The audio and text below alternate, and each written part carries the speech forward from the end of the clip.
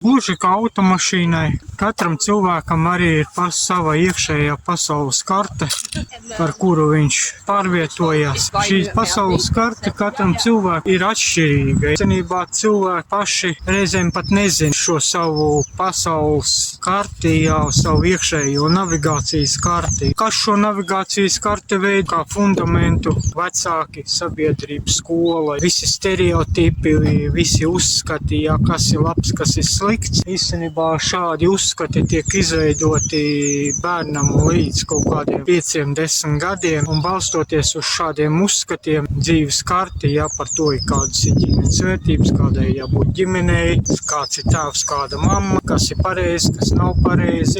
Šādā veidā ir uzbūvēts navigācijas kartes, iekšējās, katrs cilvēks pēc tam pieaug, un viņš turpina dzīvo šādu dzīvi. Ir cilvēki, kuriem pasaules karte ir pareiza. Viņi iet, viņi sasniedz tos mērķus, kas viņiem ir vajadzīgi. Viņiem nav nekādu problēmu personīgā dzīvē.